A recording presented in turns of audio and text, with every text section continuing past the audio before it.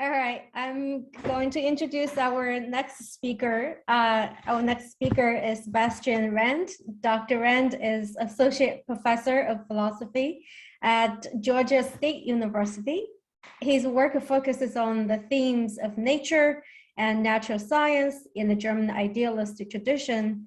He has published a number of articles on these and related topics, and is currently finishing a manuscript on Hegel's philosophy of mathematics and physics in its idealist context.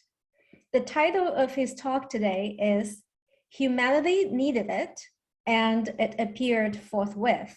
Hegel on World Historical Technologies. Dr. Rand, the floor is yours. Thanks. I'm going to share a slideshow. I'm not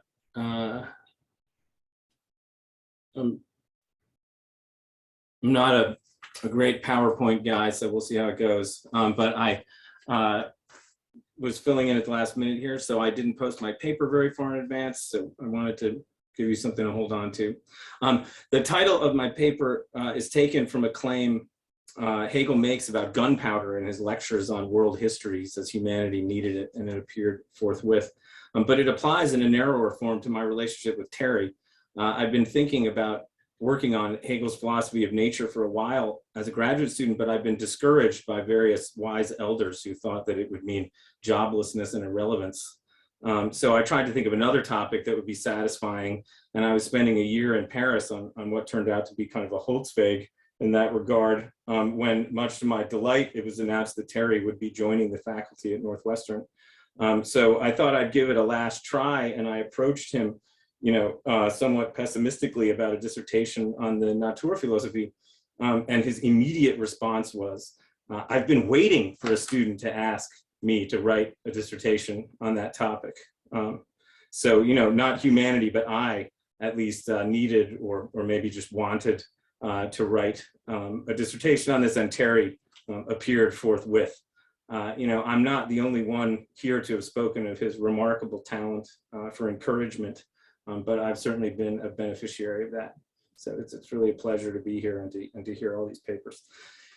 Anyway, my paper began as a question about the relationship of spirit to nature, right? What is the relationship between the two, such that one, spirit, has a history and the other, nature, does not, at least in the same sense of history, right? And this led me to the question of the history of their relation, a relation whose practical side Hegel seems at various places to describe as mediated by tools.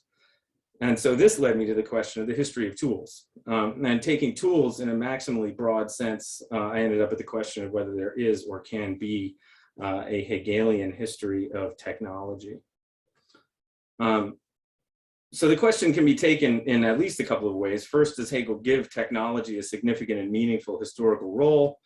And second, does Hegel conceive of technology in a way that would make it an appropriate object of quasi-independent historical study, so that although he didn't provide one, a proper Hegelian treatment of technology would look something like his treatment of religion, art, or philosophy? For today, I'm going to bracket the second question and focus just on the first one. So I started looking around in the lectures on world history, and when I focused in on passages in which Hegel gave his attention to this or that technology, and there aren't very many of those passages, I read a few phrases that gave me pause. In one passage, part of his discussion of gunpowder, I found the phrase in my paper's title, humanity needed it, and it appeared forthwith. And then in another passage, part of his discussion of compasses, the discovery of the magnetic compass, I found a similar, though more generally phrased, claim: the technical appears if the need is at hand. These are both from Carl Hegel's Nachschrift of the last version of the history course. So the challenge then is to figure out what Hegel might mean when he says these sorts of things, right? My answer starts from a few things Terry says in framing his recent book on Hegel's philosophy of history, and then takes off from there. So the basic claim I want to start with is that we have to conceive of apperceptive self-consciousness as technologically mediated. And, as Terry has it, to be an apperceptive self-consciousness is to be aware of oneself as falling under that concept, and we fall under the concept by actualizing it in our own lives. We accomplish this actualization by inhabiting what he calls a concrete order of thoughts, which I take to be more or less a rephrasing of Sittlichkeit, although maybe not. In any case, this order of thoughts, as Terry conceives it, includes not just general ethical principles, but institutions and practices, along with, and this is crucial for my point here, what Terry calls material culture. And I think about this, he's exactly in line with Hegel on this.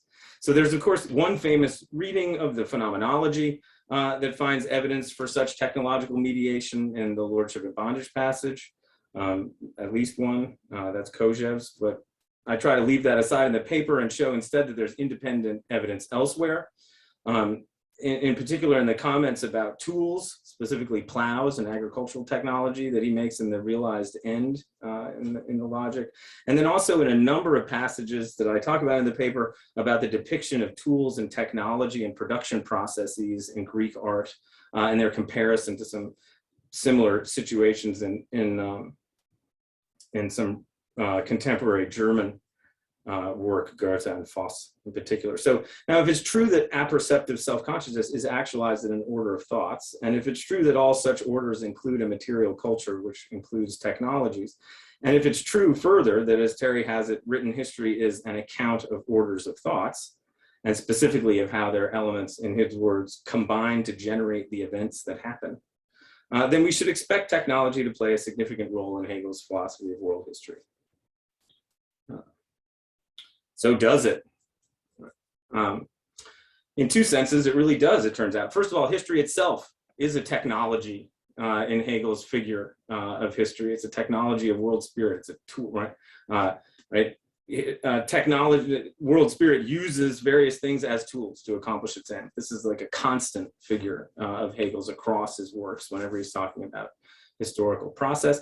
And then, for the second point, the beginning of Greek ethical life, which is of course the beginning of history in the sort of, proper philosophical world history sense for Hegel, is, he says, to be found in agriculture and the introduction of agricultural techniques and therefore also technical objects like plows. That's the beginning of the thing that history is interested in, right? And yet, beyond those kinds of general framing points, Hegel doesn't really talk about actual technology all that much, right? There are relatively few places in the lectures where he gives genuine attention to any particular technical object or process, and there are plenty of places where one might expect it, and yet we don't find it.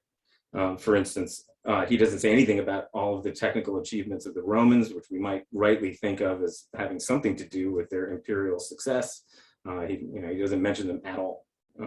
So we might be tempted to think that the relative absence of technology in the lectures on world history is due to Hegel's idealism. But if my point about the technical mediation of apperceptive self-consciousness is true, then this explanation shouldn't work, right? So how do we account for the dearth of technology in Hegel's world history? A clue, I think, can be found in a passage in the lectures in which Hegel discusses what he calls culture as the means to the satisfaction of needs. This is in the Hotho Nachschrift, which I take to be synonymous with material culture. And he divides it into two parts. The first part is what he calls the whole mass of technical inventions, which according to him are independent of the order of thoughts constituting any given culture. And then the second part are non-independent or historically specific technical objects or technologies, of which his main example here is weapons, both those used by humans against animals and those used by humans against each other. So he makes this big division, and one of the groups has many more technical objects in it, and is just excluded from historical interests by this declaration that it's all independent of the order of thoughts. And then there's a very small number of technologies that are actually directly tied to the given order of thoughts, and his examples are weapons, and then he sometimes talks about movable type and the compass as other examples here. So I want to focus on the gunpowder case. His primary example is gunpowder, which Hegel here claims was discovered in 14th century Europe. We're going to talk about that claim in a minute. He tells us that this discovery, cannot be regarded as contingent. This is in the first passage here, and that it could only have been discovered and used at this time under these conditions of cultural formation. And I think there's a lot to say about this. The first thing I want to say is that the exclusion of most technical objects from world history, their exclusion from any determinate order of thoughts, combined with Hegel's binding of them to their time and place, suggests a parallel between his conception, his binding of the other categories to their time and place, suggests a parallel between his conception of technology and his conception of world historical individuals. And that's where the other part of my title comes from. I'm going to skip over a defense of that parallelism here, but I think it's only of such world historical technologies that Hegel is tempted to say things like humanity needed it and it appeared forthwith. So it's only this very narrow band. It might be worth noting that when he's trying to explain what a world historical individual is, the way he does it is to say that they're tools of spirit. So there's a kind of mutual explanatory, or if not maybe elucidatory, reference between the two of them. Instead, I want to take up this sort of claim, in the title, which I take to be tied up quite intimately with this idea of Hegel's, according to which gunpowder was non-contingently discovered in 14th century Europe and could only have been discovered then and there. So let's take a look at this specific case, the case of gunpowder. So, the first obstacle we face here is that he was wrong on the facts, right? Gunpowder was actually invented in 9th century China. So that part isn't going to work out. The other interesting feature here is that he knew this, right? And he says it, right? Mostly he says it with an important exception. He recognizes it. Sometimes he states it directly. Sometimes he credits Roger Bacon, which would actually put it in the 13th century. And then sometimes he credits a guy named, who he calls Monk Schwartz, whose other name is Black Berthold. And we'll talk about him in a minute. When he credits the Chinese, however, he also introduces a distinction between discovery or inventing on the one hand and use on the other, right? So anytime he's actually, willing to make this acknowledgement, he always introduces this other distinction. He says that the Chinese invented gunpowder, but it was the Jesuits who showed them how to cast cannon so that they could actually use gunpowder effectively. This is also factually false, by the way, just as a note. And he's talking this way when he says that gunpowder could only have been discovered and used at this time under these conditions of cultural formation. I think it's important that he adds "and used" there as a sort of qualification. And sometimes he frames this idea, this distinction between invention and use as a general principle. He says, for instance, that it doesn't matter when, at one point he says, it doesn't matter when anything was discovered. What matters is when it gets used, right? When it gets into universal use. So let's say we accept this kind of modification and we modify Hegel's claim about discovery to a claim about a certain kind of use. We're still not really all the way to a helpful understanding of the phrase in my title, right? Perhaps it's more plausible to say Europe needed it and it happened to show up from China at just the right time, or Europe needed it and then they noticed it was sitting there, but neither of those I think are really much better. So perhaps it would be helpful to look more closely at what Hegel has to say about the kind of use in question. So his main claim is that it addressed a pre-existing need, right? The need here that gunpowder addresses is the need for a counterweight to the nobles' continued military advantage over the newer institutional formations bent on challenging the feudal order. Right? So in this story, it's quite clear that the changes to other parts of the relevant order of thoughts preceded the discovery or the adoption of the technical device. Right? The discovery or adoption of gunpowder comes after the formation of cities, intercity confederations, guilds, and other institutional and practical structures whose purpose, according to Hegel, was to contest the feudal conception of sovereignty as vested in lords and vassals, understood as individuals. What gunpowder lets these formations do is carry out this purpose that already exists, they already have. It allows them to actualize their order of thoughts. And I think it's this aspect of world historical technologies that Hegel's trying to capture with the phrases in question, right? The idea that technical inventions respond to pre-existing human needs. And in this, they're like world historical individuals, right? Europe needed to be freed from the last vestiges of pre-modern politics, and Napoleon showed up to do it, right? So gunpowder showed up at just the right time, and in the same way Alexander did, right? And how did that happen? Well, I think Terry's right when he says in a note to the history book that it's basically through luck, on Hegel's view, that there's a luck component here with regard to the properties of the individual, right? So I think this is also a way to help us understand Hegel's claim at one point where he's admitting that the Chinese invented gunpowder, and then he pivots and says, yeah, but in another sense, the most probable thing is that it was found by this guy named Black Berthold, And the Black Berthold story is particularly kind of ridiculous because it involves this alchemist accidentally blowing up his lab and discovering gunpowder that way, and blowing up his lab, with using a mortar and pestle, such that he also invents the artillery weapon called the mortar. The name correspondence also exists in German. So he simultaneously invents gunpowder and a means of its use, but all totally by accident in pursuit of some completely different end. And this fits, I think, kind of nicely in a way with the idea that Napoleon, was just gratifying his narcissism when he also, pushed Europe in exactly the direction that it needed to go. So I think that there's a certain kind of parallel here. In a sense, the foibles of the individual, the sort of total contingency of the individual's motivations kind of go hand in hand with the necessity of their appearance for world history. And in the same way, the kind of ridiculousness of the discovery of gunpowder goes hand in hand with its historical necessity for Hegel in a kind of weird way. How am I doing on time? You're good. Okay. So anyway. Probably 5 more minutes. Great, I think I can do it. So gunpowder had another use as well, however, and I think this other use is pretty important beyond that to which it was put by the institutions aimed at dismantling feudal sovereignty. It forced, actually, according to Hegel, an unforeseen change in military virtues and in the entire conduct of war, right? And indeed, in the deeper conception of who's fighting, who's to be fought against, and really what it is to fight, right? That is, it didn't simply count as a new means of combat, but it altered the nature and the ends of combat.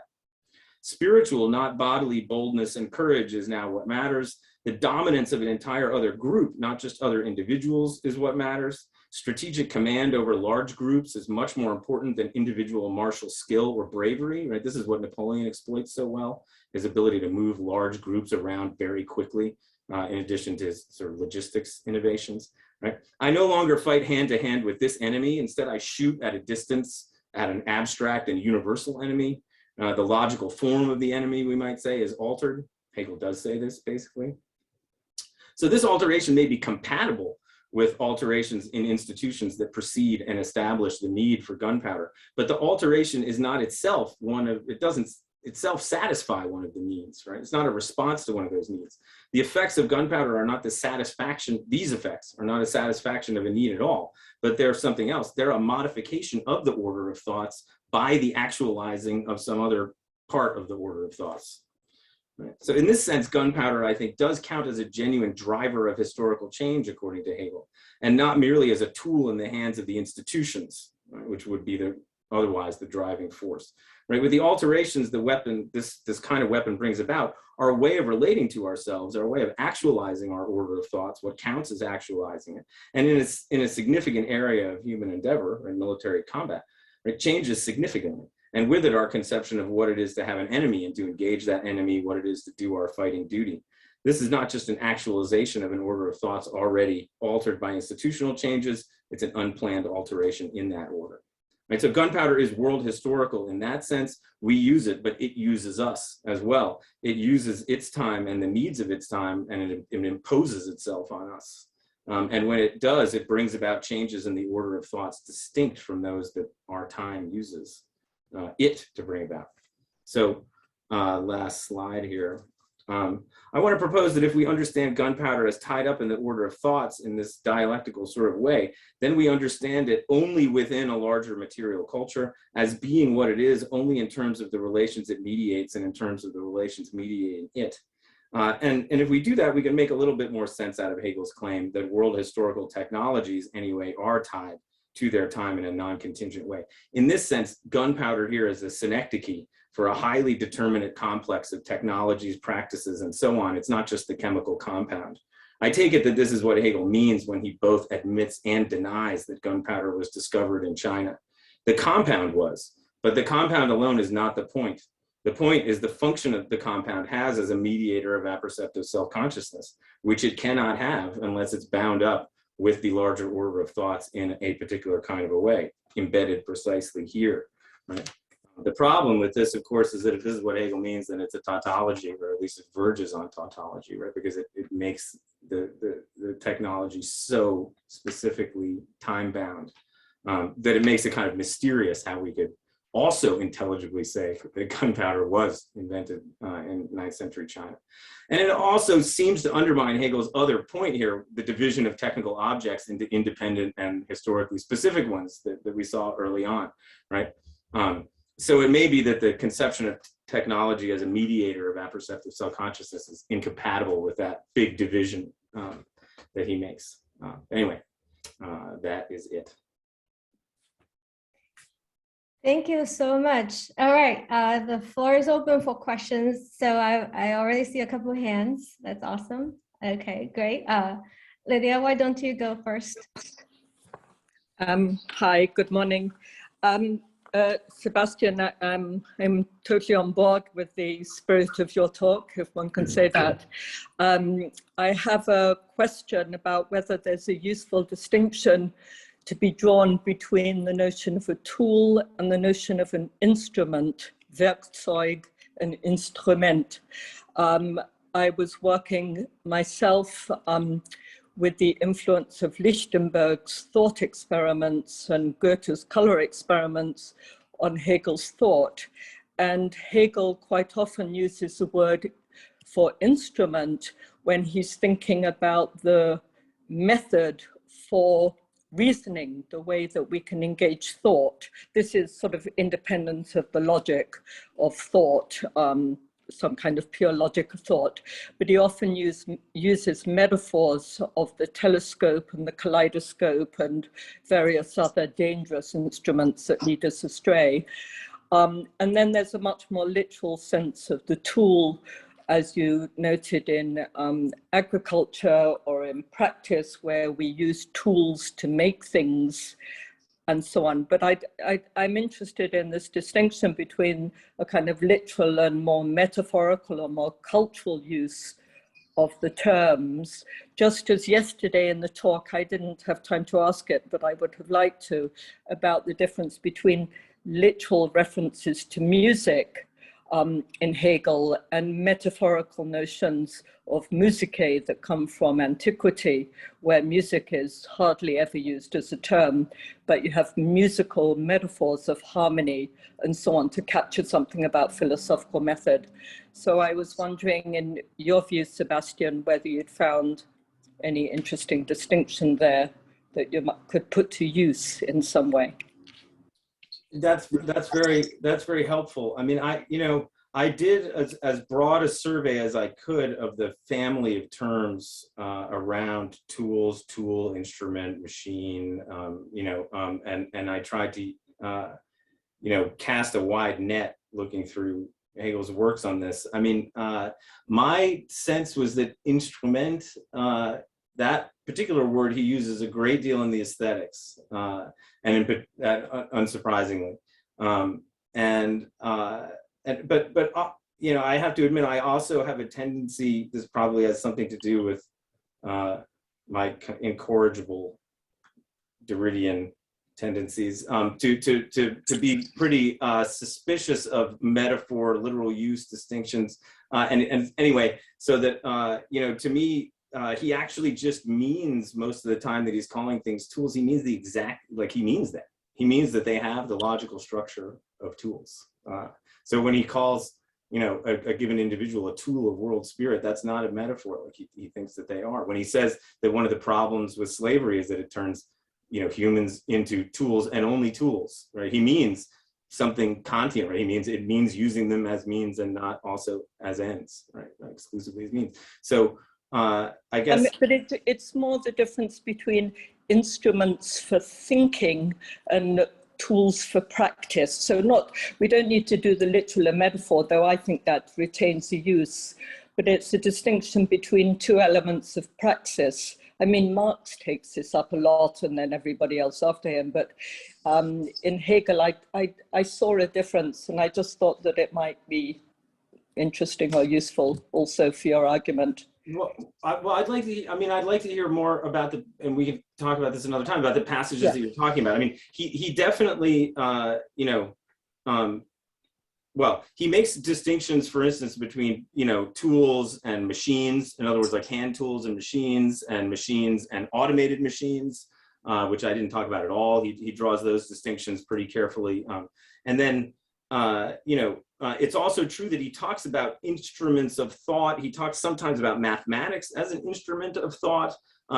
But mostly when he talks about like scientific instruments, there are just a couple of passages where he just makes fun of them. And he said, mostly he uses them to make fun of the English tendency to use the word philosophical to apply to instruments that we might use in the lab. So like, laboratory instrumentation. He says the English call even that sort of thing philosophical. They might even call, like a contraption for, cutting your hair a philosophical instrument. And right in that, so he sort of, anyway, I want to find out the passages you have in mind, because I do get the feeling that I'm not quite catching the drift of your question. We'll follow it We'll up. get there eventually. Thank you. All right, Jacob, you're next.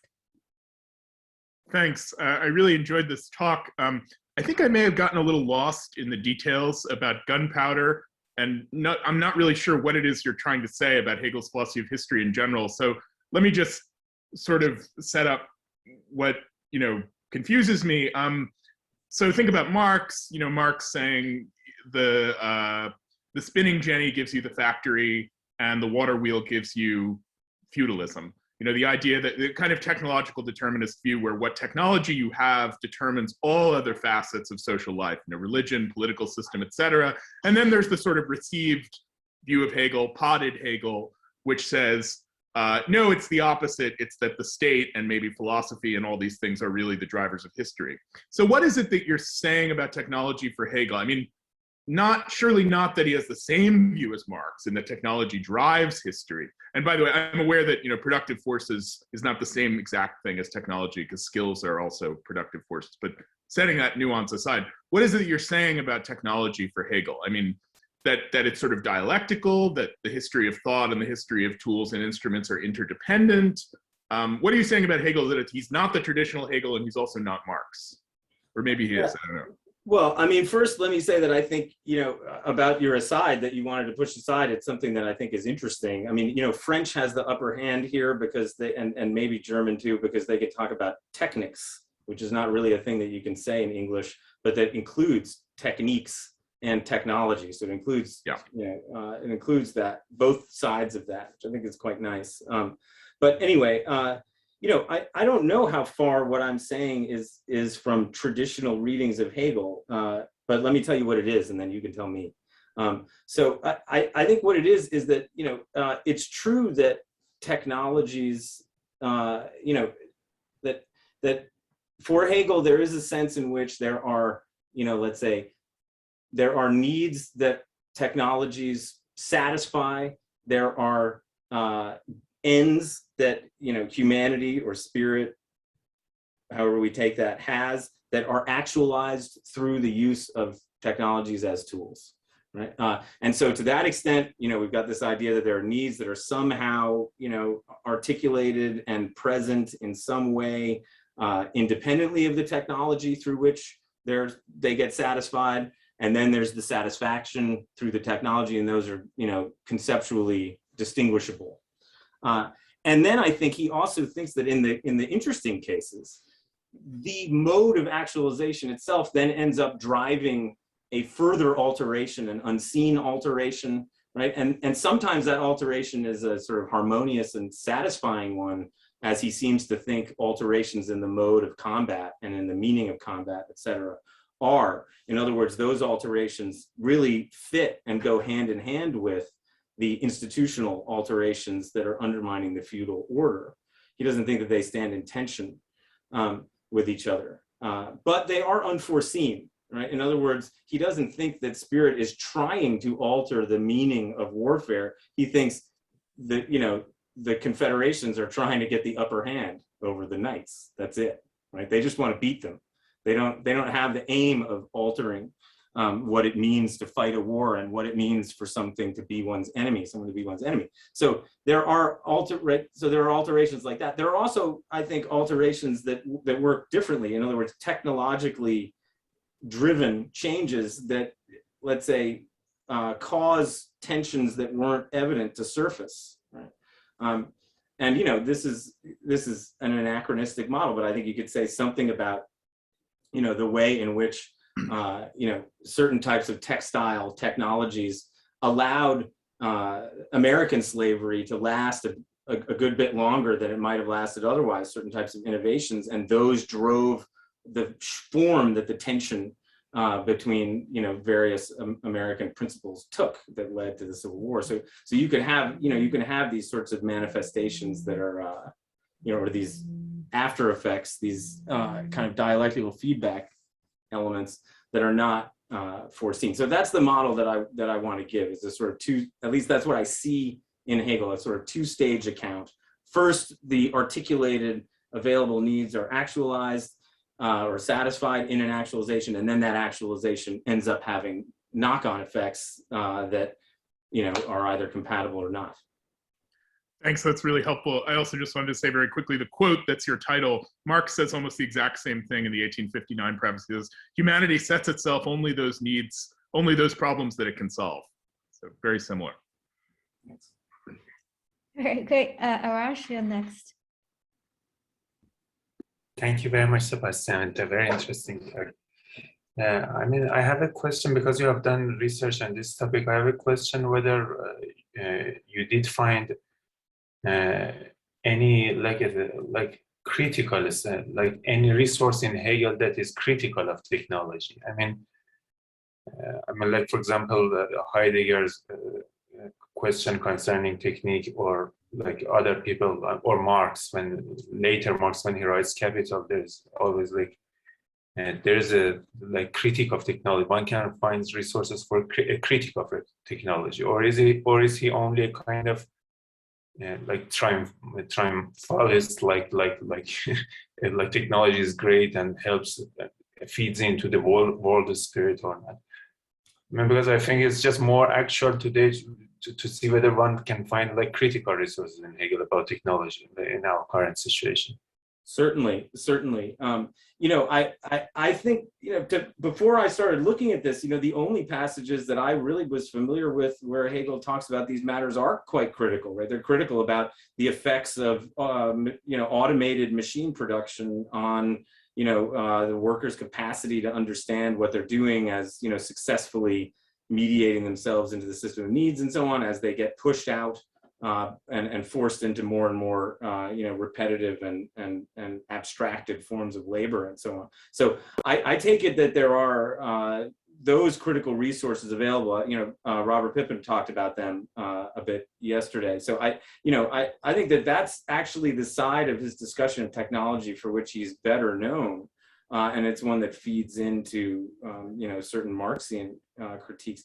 But I think that of technology, and I do think that there's a parallel between this point that I want to take out of him, whether he says it expressly or not, namely that every technology has to be understood as a complex of technologies and practices and skills, that we cannot isolate, a particular technical object and understand it. And that, I think, is very much in line with some things that Heidegger says. The idea that there is no car without oil extraction technologies and pipelines and gas stations and asphalt and, et cetera, right? You need a lot of technologies to make it work. And I think that at least provides a kind of, that provides a basis for a certain kind of critique. But it's also true, I think, that he is very naive about some of these things. And it's important to see. So he dies in 1831. What does this mean? I mean, so there are some trains around, but nobody rides on trains. 6 miners ride on a train that goes 500 yards from one side of the yard to another, that goes, maybe they put some coal on some trains that move around somewhere. But people don't ride on trains until the mid 1830s. The first railroad, passenger railroad in continental Europe is 1835. Right? Photography, 1839. Telegraph, 1840-ish, something like that, right? When Hegel died, England was using as much water power as it was using steam power. So as many water wheels as steam engines in 1831. So he does not live the technologies that we think of as the major 19th century technologies. They're like around in some sense, but they're not really there for him. So he has no experience of this stuff, I think, of like what it really means. And, you know, the interesting parallel case is that although he was, you know, sort of on the business end of Napoleon at an important point in his life, he also has seemingly no idea of what's coming and what warfare is like. I mean, if you compare, I say this in the paper, but if you compare what he seems to think like firearms combat is like to, for instance, Stendhal's account in the Chartreuse de Parme of the Battle of Waterloo, right? In the opening chapters, like Fabrizio in the Battle of Waterloo, like trying to get in the mix, and like how completely chaotic and nonsensical the entire situation is. He has this idea that gunpowder, the guns and artillery let you keep a distance and really like get a good overview of everything, and everything can be very calm and orderly, and you can kind of, you know, then you shoot at somebody who you don't really have to yell at because they're very far away, and you don't have to hate them because you're just, you know, taking a shot at them.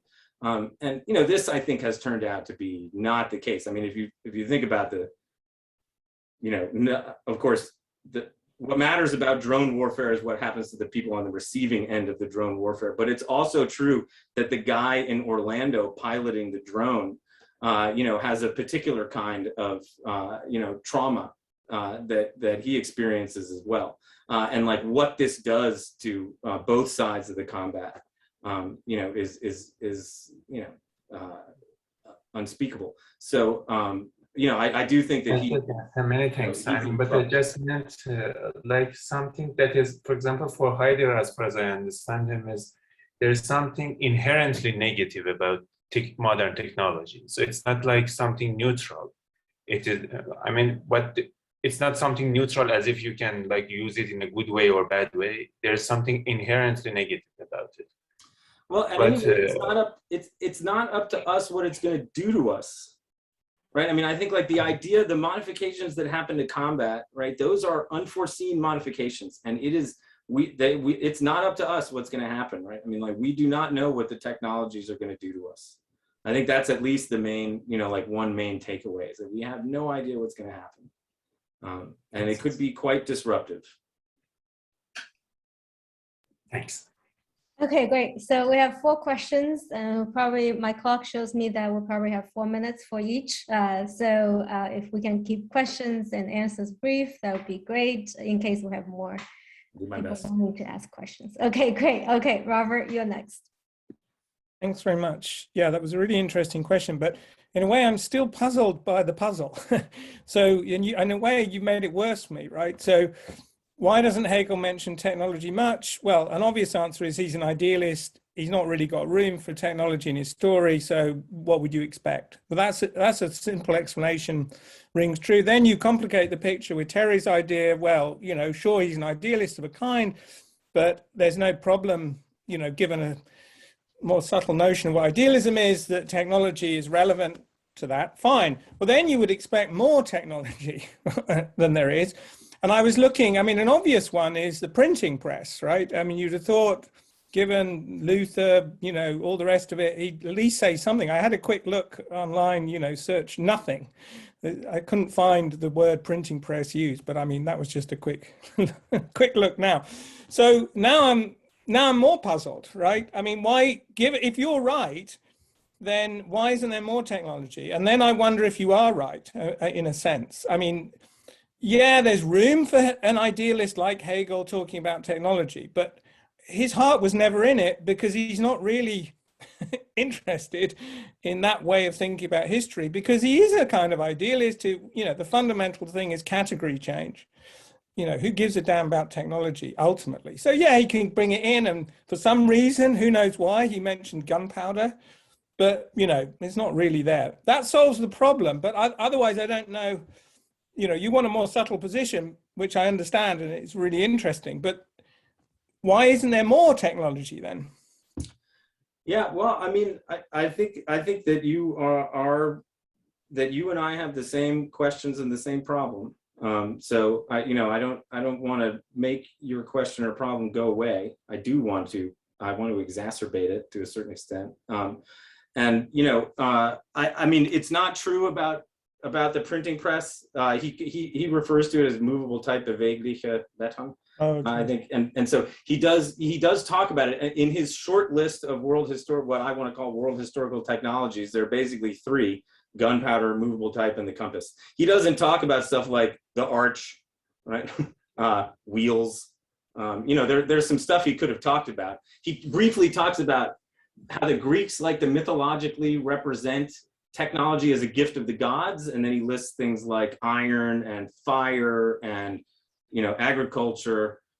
He does talk about horses and iron as the absolute instrument of the state at a couple of points. But yeah, I mean, I take it that he has a view that I cannot find any rationale for, which is the view that by and large, most technical objects could just as well have been invented at any time as at the time that they were invented. I mean, he says the vast majority of tools and technologies and, Mittel and technische Mittel could have been, could belong to any culture at all.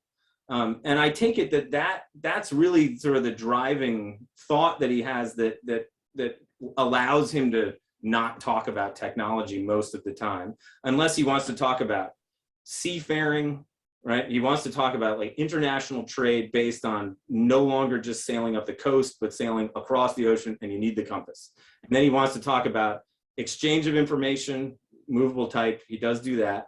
And then he wants to talk about, fighting each other, gunpowder. And so I take it that it's this idea that most of the stuff actually doesn't really matter that much, that's in tension with the rest of his thought and is what allows him to ignore most technologies. And I think that is, I'm not very happy about just saying I think he said something that doesn't make any sense and I can't figure out why he said it, but that's where I'm at right now. Anybody has any better ideas? My email is widely available. Send it to me. Okay, that was a perfect 4 minutes. Thank you very much. Okay, so Thomas, you're next. Okay, hopefully that will be another perfect 4 minutes. I'm sorry, that was really helpful what you just suggested. Now I think that in a sense, so why does Hegel say that certain things come up when they are needed? There is a perspective on technology that is focused on certain technological inventions that fulfill a need or really reorganize the ways in which we are doing things, or reorganize objective spirit in a certain sense. And there are all kinds of other tools that don't have this power, and they are left out of the consideration. So I think that for me that helps a lot.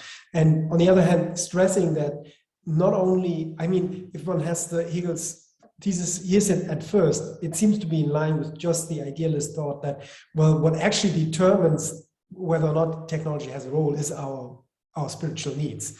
But on the other hand, as you have shown, then what makes this technology significant then is that it reorganizes the ways we are doing things and produces all kinds of other elements then that go far beyond the need that it fulfills.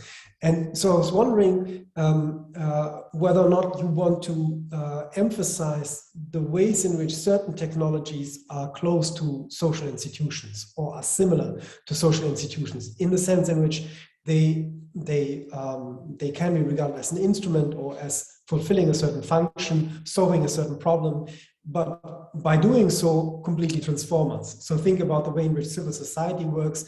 It fulfills certain needs or functions, but then on the other hand, for example, it totally refines our wants and wishes and so on, to an extent that is not very functional anymore, but produces all kinds of further developments. So I was wondering whether what you have in mind is, or what you are interested in, are technologies that have a similar character in a certain sense, so that work like institutions in that way.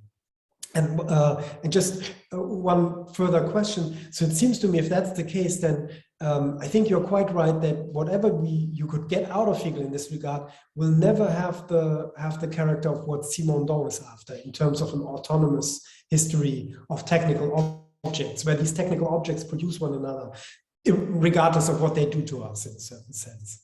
Yeah. Yeah, I agree. I mean, I don't think that Hegel is going to answer Simondon's types of criticisms or questions in a way that would satisfy him. But I do think that people who are interested in Hegel and are sort of tempted towards some of the problems that Simondon tries to identify might find some things in Hegel to respond in a way that would satisfy anyway them. But I think your point about, I think your point about technologies as sort of analogous to institutions is interesting. I mean, I'll have to think about that. They certainly are. There are ones that are allied with institutions, and those are the ones that Hegel is interested in. I don't think I agree with him that that distinction can be drawn as sharply as he wants to draw it, or that it, puts so few technologies on the side of the institutions. So I would be hesitant to say that. I mean, one other thing that comes to mind here is our discussions yesterday about language as an institution, and the way he does think about written languages as technologies, and all the famous things he has to say about non-phonetic written languages and the sort of obstacles that they pose in his mind to certain types of communication versus what movable type is able to do for certain types of communications and so on. So, I mean, I do think that although, we decided that language is not an institution in the Hegelian sense yesterday, there is an interesting connection there as well. But yeah, I mean, I'm more drawn to the idea that technologies are like world historical individuals for him, but their alliance with institutions might be structurally similar to the way that the individuals sort of latch onto or are latched onto by the institutions. So thanks for that. Okay, perfect. Another 4 minutes. We're doing well. Okay, all right, Jonas, you're next. Thank you very much. And thank you very much, Sebastian Rand, for this interesting talk. I have a question which follows up a bit the last of Thomas and takes up as well the question of critique raised by Arash. And my question is about if you see, or if there is kind of a dialectic of means and ends in Hegel in the philosophy of right. So in the paragraph Thomas, I guess, just mentioned of the philosophy of right, 191. There Hegel talks about what makes human beings different from animals. So it is the pluralization and decomposition of needs, and to this response. So in the first line, this is the first line, what you said, response, pluralization and decomposition of the means. And then there is the sentence when Hegel goes on and he says that now the means themselves become relative ends. And so I take here means for technology. So technology becomes or turns from a means into a relative ends and becomes in some way itself a need. So technology is not only the thing which fulfills needs, but becomes a need. And this turnaround between mean and end, that technology becomes an end itself, do you see, or what is your position on that? Or I'm wondering how Hegel means this, because he then talks about refinement, Verfeinerung. So it seems very important to him, and all the difference between human beings and animals depends upon this, this logic. But on the other hand, this dialectic of means becoming ends seems problematic as well. So what is your take on this? Yeah, that's a very good question. I had not considered that paragraph in that regard. In other words, as representing a reversal of the discussion in the realized end, because in the realized end, in the logic, the discussion is about the way in which ends are converted into means, right? So that like every finite end that I have is just a means to some further, right, finite end. And that's a kind of typical analysis, but this analysis that you're pointing to of ends then becoming means, fits in well with sort of commodity, right? The analysis of commodities and a number of features of later critique of technology in a way that could be interesting. But I haven't thought about that at all. But that's very, I will now. Thank you for that.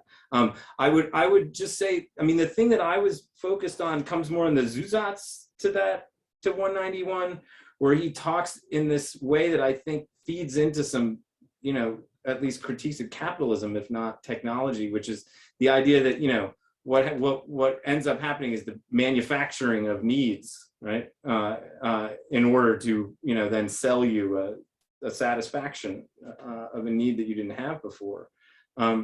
And that's an analysis that seems to me to be missing from his analysis of these types of technologies, or of technologies in general, that he doesn't seem to see that there might be, occasions in which, a manufactured need gets satisfied, but then the effect of its satisfaction is, something that, exceeds the calculations of the inventor of the need and the inventor of the satisfaction. And that seems to me to be, one of the sorts of dynamics that we're worried about when we want a critique of technology. We're worried about how the, creation of, a desire to scroll through Instagram endlessly has these other effects, so, well, I got to create this desire so I can make you sign up. I mean, actually, you're the product in that case, not Instagram, but at any rate, that's another interesting reversal of the way that these things work. But anyway, that's all just to say, I haven't thought about that, but I look forward to doing so. Okay, final question, Matthew. Hi, Sebastian. I just wanted to ask what you would say in light of your analysis to the last sentence of paragraph 198, where Hegel says the abstraction of production makes work increasingly mechanical so that the human being is eventually able to step aside and let a machine take his place. Something that's given me a lot of puzzlement, because here Hegel seems, it seemed to me that you were suggesting that technology for Hegel has kind of unpredictable, or at least unintended consequences. But here Hegel seems pretty confident that some technology will actually kind of solve a particular problem. So I just wanted to, what you would make of that kind of last sentence of that paragraph. Yeah, well, this is also a good opportunity for me to say something that I said in a footnote in the paper, which is that if it weren't for Matt's MA thesis that he wrote with me a few years ago on some of these matters, I would not have been really alert to them at all. So I'm grateful to him for that. It was a great thesis. It's available online for people who are interested in looking at what he had to say about it. I'm of two minds, as I remember you being, about that passage, about whether we ought to read it as continuing on the optimistic line that he takes in the first lectures on natural right, where he says, and therefore human freedom is restored, or whether we ought to take it in the direction where he says, and that this is a disaster for us because we need stuff to do. Right. And right. I mean, is the freedom that's restored by the total replacement of human labor by automated labor, is that the freedom, that like the buggy whip maker has to go get another job now that people don't need buggy whips? Right. I mean, is it the freedom to like reinvent yourself at age 55 because you've been fired and your industry has collapsed? I mean, that's not, is it, it's so I just can't tell. I mean, I don't know what he means. I mean, there are obvious ways to take it. One way is that he's very optimistic about somehow all the bad kind of labor being replaced by full automation, and then everybody can be, knowledge workers or something like that because nobody has to make anything anymore. It's kind of in that direction. But then also in this, kind of aimless, we need work. We need work to do to be what we are. So it's very. I think it's very hard to tell, I mean, in a kind of unsatisfying biographical sort of way, I'll point back to the idea that I think he just had no real idea what was coming, and not that he should have, but he sits in this very awkward place where we want him to be a modern with us in our experience of technology, and he almost is.